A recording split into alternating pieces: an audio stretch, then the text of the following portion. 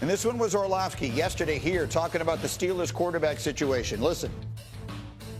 Could you imagine if they just sit there right now, knowing that the Saints have maybe a little bit more of a need than they did a week ago, and the Saints take the guy that they want, the quarterback that they want, and the Steelers are just sitting there at 21, and they don't get the opportunity to take a quarterback, and then Rodgers comes out a day or two after, a week after, and says, I'm going to retire, I'm done playing football. Could you imagine what it would be like in Pittsburgh? They would lose their minds.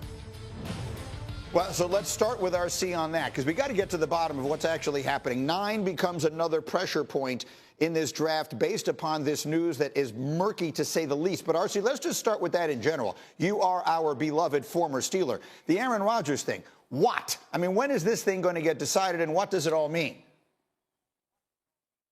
I mean, it makes me sick, to be honest.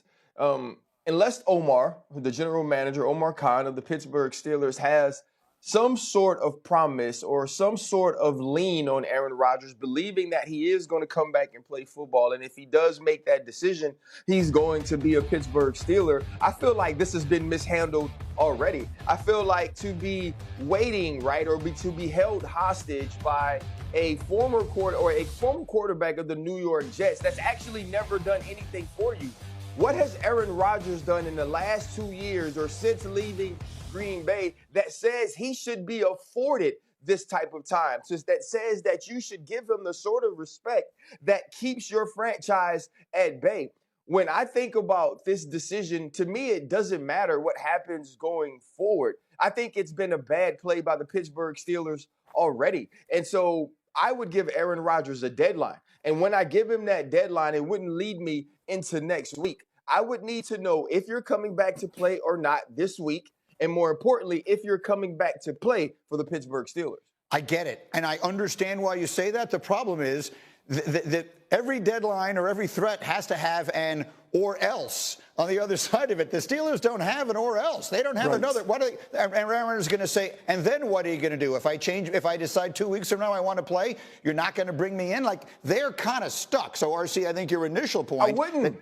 That maybe they've already mishandled the situation is a good one. That said, Jeff, what the actual heck is going on now with New Orleans and Derek Carr? Because I can't make heads or tails of whatever it is I'm trying to happen here.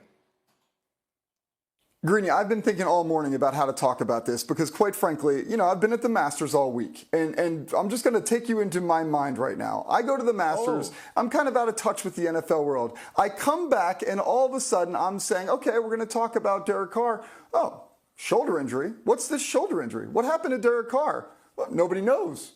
Nobody. Shoot out some text. Start asking around. Well, there's really no answers from anybody inside the Saints. Not really any answers from anybody with Derek Carr either. I actually reached out to somebody who interviewed with the Saints, who was up for that same head coaching job, to say, did they express any concern about Derek Carr? The person told me, no, actually, Derek Carr was kind of their plan at starting quarterback. I say this all to you because this is as peculiar as a situation for a franchise quarterback and an organization to be in at this point with the draft upcoming and the 9th overall pick. And quite frankly, when it comes to a situation where there is a player dealing with some kind of injury and we don't have the details and the team is being a little bit elusive on it and the player isn't saying exactly what it is, I have never, in my career, 20 years covering the NFL, seen that work out well. And quite frankly, I don't think this is going to work out well either. So if the Saints have a quarterback at number 9 overall that they believe in, they should go ahead and take him. And by the way, I believe they will go ahead and take them. All right, that is well done. So that brings us then, Peter, to the $82 billion question, which is, does this mean Shedeur Sanders is going to New Orleans at 9? I mean, let's just address the elephant in the room here. This is bizarre, as Jeff is describing. And the Saints opened camp this week because they have a new head coach in Kellen Moore. And I think they were under the impression that Derek Carr was their quarterback. And then this thing comes out. Let's just 9 days out. Like, is this the Shedeur Sanders draft? Every question goes to Shedeur Sanders. Right. And what's interesting is he is not the top prospect in this draft. Right. And yet, when you have franchises like the Pittsburgh Steelers and the New York Giants and now the New Orleans Saints, which have a Super Bowl ring and have this long tradition of Drew Brees and Archie Manning, quarterback matters in New Orleans. Is he now a must-have at number 9? It certainly makes it a lot more likely than if they said, well, we have a $40 million quarterback with 2 years left on the contract. We don't have to really, we don't have to take Shedeur Sanders. This at least makes that position far more urgent. Unless, and I want to hear everyone's thoughts on this. Yeah. You roll out Spencer Rattler, who played pretty well down the season last year, and you look at a certain player named Arch Manning, who is not available in this draft. Oh, here we go. But whose grandfather is the greatest New Orleans Saint and a patron of New Orleans, as I know Ryan Clark knows quite well. That would be, I mean, look, that's the thing, but that's an awful long way from now to start planning on getting Arch Manning. RC, let me get a final word from you on this quickly. We'll come back to it. Well, I don't really have much to say except for to Jeff. We weren't at the Masters, Jeff. And I know you said it 18 times. Well, I was at the Masters. I was at the Masters. I was at the Masters. I was at the Masters. And I was at the Masters. We freaking get it. You were at the Masters. We weren't. You are cool. We are not. You saw Rory come back and make the putt. We did not. Congratulations, Jeff. Yes. Other people were doing football. The reporting could sound. Jeff was like, and then Bryson DeChambeau turned to me and he said, and then I was sending a quick text here or there in the other place, and then, at that moment, anyway. So, all right, the bottom line of it, though, and it is important, is something is going on in New Orleans. We're not 100% sure what it is, and it could have a significant impact on sports as we try and figure out which quarterback is going to be the second one selected in this year's draft. We know Cam Ward is going to go number 1, but I want you to look at what's going on right now at ESPN Bet. 3 weeks ago, Shedeur Sanders was a runaway favorite to be the second quarterback selected. Look at that. He was minus 1,600. As of today, those odds have dropped to minus 225.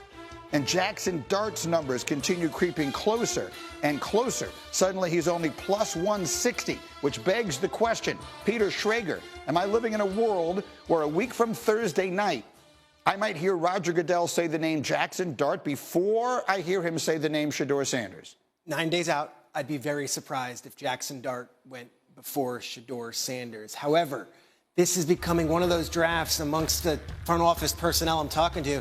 Cam Ward is one, and then it's pick your flavor. It's a little bit of Baskin Robbins. Are you looking for the big arm? That might be Tyler Shuck out of Louisville. Are you looking for the speedster out of the pocket? That could be Jalen Milroe, who, by the way, Greeny, was invited to attend the draft, which always raises my eyebrow. And accepted. And accepted it and will be there.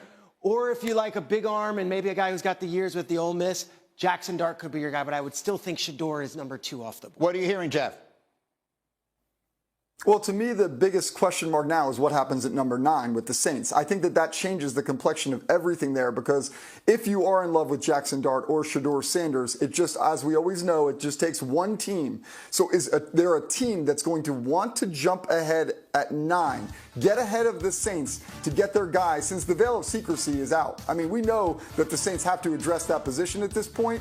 So now, if you love Jackson Dart, are you going to jump ahead of 9 to get him? If you love Shedeur Sanders, are you going to do the same? Yeah, that's really, and what I think is an interesting point to make here is when you read the mock drafts that we see all over the place, Mel is mocking Shedeur Sanders to go number 9, and every mock draft that you see has Shedeur ahead of Jackson Dart. That's the consensus, right? You guys are making 8 million phone calls. You're hearing from 8 million people, and probably 90% of